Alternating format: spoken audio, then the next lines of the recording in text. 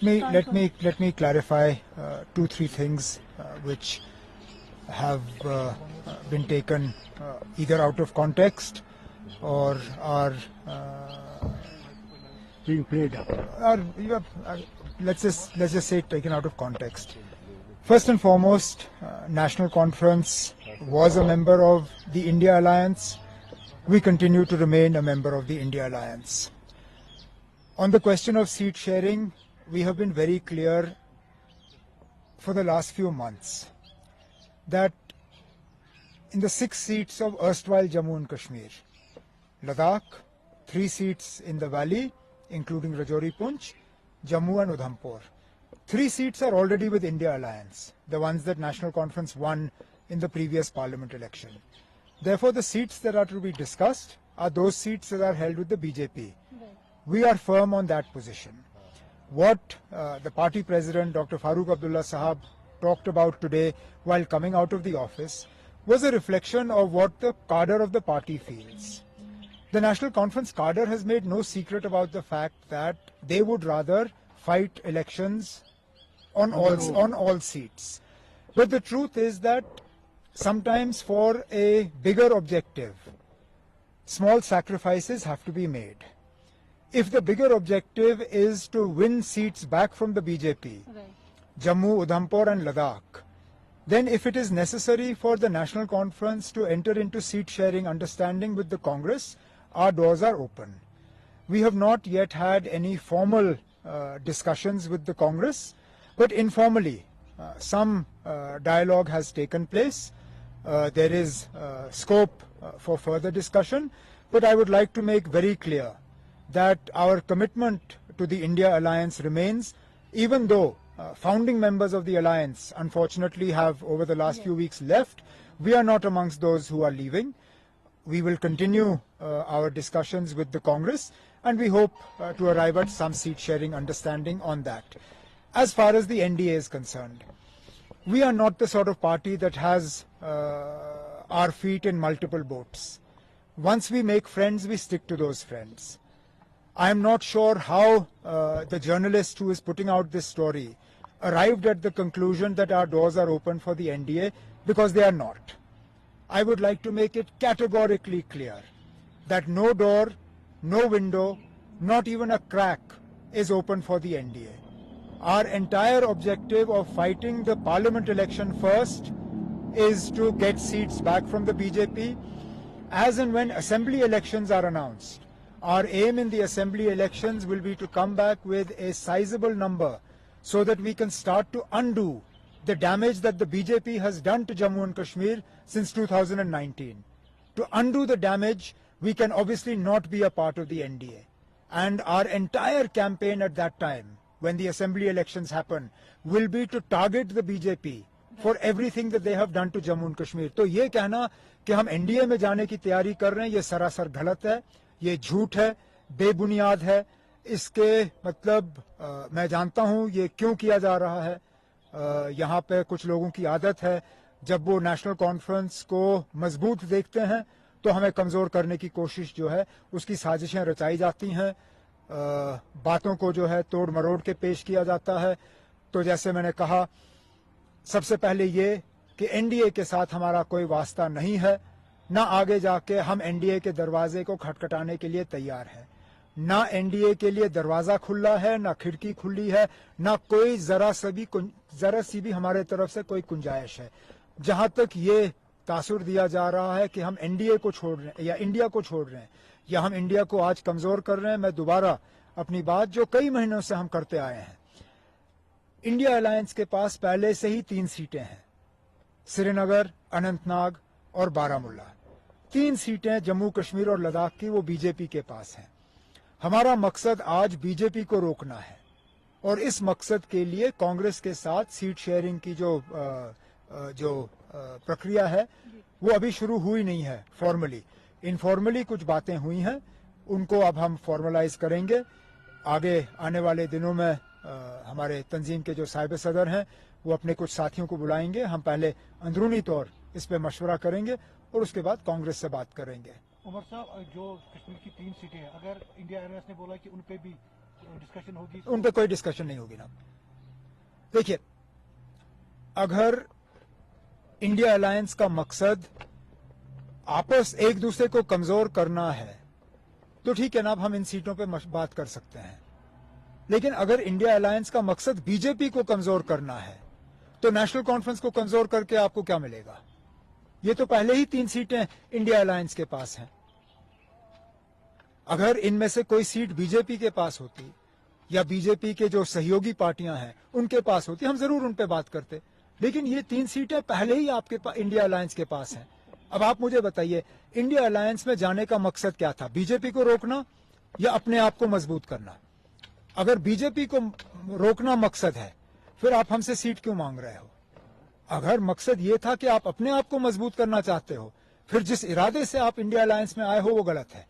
हमारा इरादा सबसे पहले दिन से यही था कि हम जम्मू कश्मीर और लद्दाख की जो 6 सीटें हैं इनमें हम बीजेपी को हराना चाहते हैं। उसके लिए हम किसी से भी बात करने के लिए तैयार हैं। उमर साहब, आपने कांग्रेस की बात की और पीडीपी है, उनका भी परसेप्शन सेम है जैसा नेशनल कॉन्फ्रेंस का है, तो जिस तरीके से कंसिडरेशन में कांग्रेस को लिया जाएगा, क्या आप पीडीपी को भी साथ लेकर जरूर चलेंगे? जहां तक जम्मू उधमपुर और लद्दाख की सीटों का सवाल है, जाहिर सी बात है कि इन बेल्ट्स में पीडीपी का भी थोड़ा बहुत असर रसूख होगा। पीडीपी ने भी इन सीटों पे वक्तन फवक्तन अपने उम्मीदवार खड़े किए हैं। तो जहां तक जम्मू उधमपुर और लद्दाख की सीट है, मुमकिन है सीट शेयरिंग जब कांग्रेस और हमारी बातचीत खत्म होगी तो जिनको वो सीट दी जाएगी डायलॉग के बाद, उनको पीडीपी से भी बात करनी चाहिए इसके बारे में। क्या आप पीडीपी के साथ बात करेंगे इसके हवाले से? किस हवाले से? सीट शेयरिंग के हवाले से। बड़ी पार्टी इसमें कांग्रेस है, हम अभी कांग्रेस से बात कर रहे हैं। अगर कांग्रेस ने जरूरी समझा पीडीपी को भी उन बातचीत में शामिल करना, हमें कोई एतराज नहीं है ना। कांग्रेस जिससे भी बात करना चाहे वो करें। उमर साहब, अभी जो पार्लियामेंट्री सीट अनंतनाग का मसला है, क्योंकि उसके साथ राजौरी भी ऐड हुआ है, तो उसमें किस तरीके की स्ट्रेटजी रहेगी? आप कैसे ये उम्मीद कर सकते हैं कि हम अपनी स्ट्रैटेजी आपके साथ शेयर करेंगे? हमें अपनी स्ट्रैटेजी पहले खुद तय करने दीजिए। तय करने के बाद हमें वो स्ट्रैटेजी जो है उसको इम्प्लीमेंट करने दीजिए। उसके बाद आपको पता चलेगा कि हमारी स्ट्रैटेजी क्या है। हम सबसे पहले तो जैसे मैंने आपसे कहा, हमारी मुकम्मल यही कोशिश होगी कि बीजेपी को जम्मू कश्मीर लद्दाख यहाँ की 6 सीटों में किसी भी सीट पे कामयाब नहीं होने देंगे। इसके लिए हमें क्या करना होगा वो आप हम पे छोड़िए। उमर साहब, कुछ दिनों से हमने देखा नेशनल कॉन्फ्रेंस के कुछ रूलिंग लीडर्स निकल रहे, क्या ये सेटबैक है एनसी के लिए? अब कोई पार्टी ये नहीं चाहती कि कोई जाए, लेकिन हम जबरदस्ती किसी को रोकना भी नहीं चाहते। कुछ लोग आए सिर्फ जाने के लिए। अब मैं उनके नाम यहां लेना नहीं चाहता हूं, लेकिन मैं जानता हूं उनको यहां भेजा गया था सिर्फ इसलिए कि इलेक्शन से पहले उनको यहां से वापस ले लिया जाएगा। और ऐसे 1-2 लोग जो हैं पिछले दिनों में यहां से चले गए। ठीक है ना, सियासत में अच्छी बात नहीं है, लेकिन आया राम गया राम का सिलसिला ये कोई नई बात नहीं है। ये पहले भी हुआ है, आज भी हो रहा है, आगे भी होता रहेगा। मुझे कोई ऐसी सियासी पार्टी दिखाइए जिसमें लोग आने जाने का काम नहीं करते, होता रहता है। पीएम विजिट को कैसे देखते सर? मुल्क का हिस्सा है, वो मुल्क के वजीर आजम हैं, बड़ी अच्छी बात है, आ रहे हैं। हम भी सुनना चाहेंगे कि 2019 के बाद जम्मू कश्मीर को कहाँ फायदा पहुंचा है, कौन से नए प्रोजेक्ट आए हैं, क्योंकि अभी तक तो हमें प्रोजेक्ट कहीं नजर नहीं आ रहे। और सबसे ज्यादा जो मैं समझता हूँ जम्मू कश्मीर के लोग वजीर आजम साहब से सुनना चाहेंगे वो ये कि असेंबली इलेक्शन कब होंगे। वजीर आजम साहब ने खुद 1 नेशन 1 इलेक्शन का जो सिलसिला है उसको एक पर्सनल उसको एक चैलेंज बनाया है। और सुनने में आया है कि वजीर आजम साहब खुद चाहते हैं कि मुल्क में एक 1 नेशन 1 इलेक्शन हो। अगर वाकई मोदी साहब 1 नेशन 1 इलेक्शन चाहते हैं तो शुरुआत जम्मू कश्मीर से करें। हमें अब 10 साल हो गए असेंबली इलेक्शन देखे हुए, कितना और इंतजार कराना है वजीर आजम साहब ने।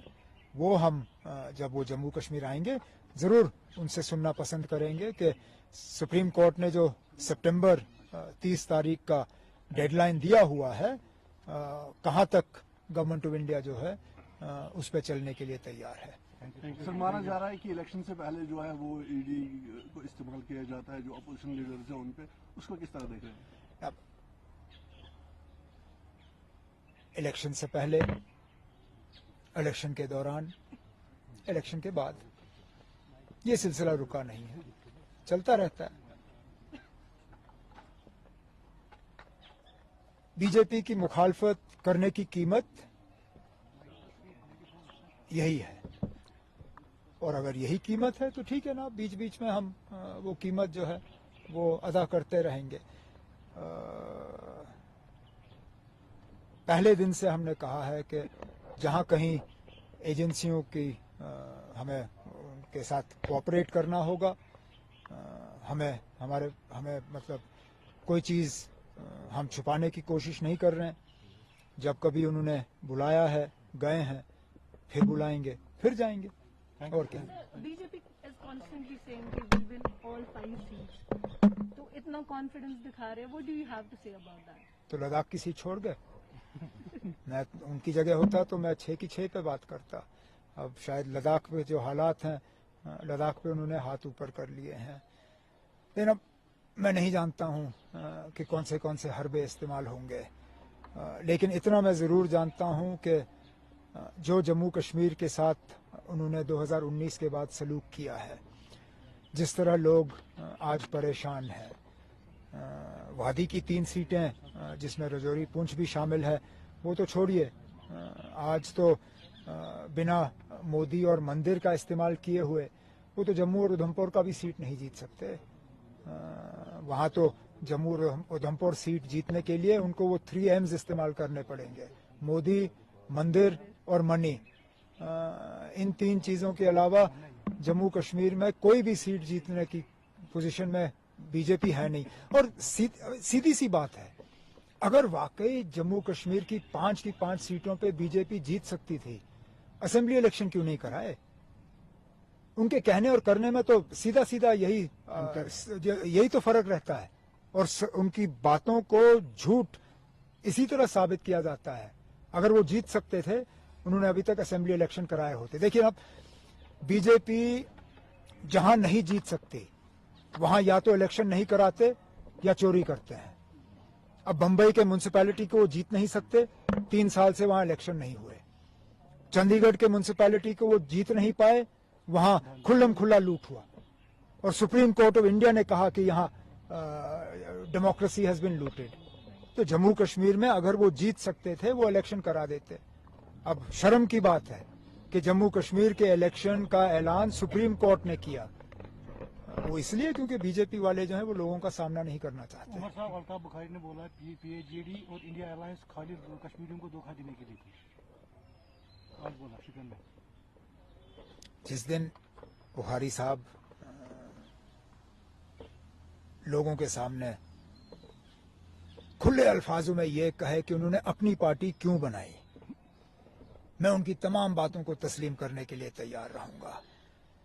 वो सबसे पहले तो अगली बार जब छुपाए जाएं, वो लोगों को ये बताएं कि उनकी क्या मजबूरी थी कि उन्होंने पीडीपी छोड़ के अपनी पार्टी कायम की। जिस दिन वो ये बताएंगे, मैं उनके बाकी तमाम चीजों का जवाब दे दूंगा। ओके, चलिए, शुक्रिया।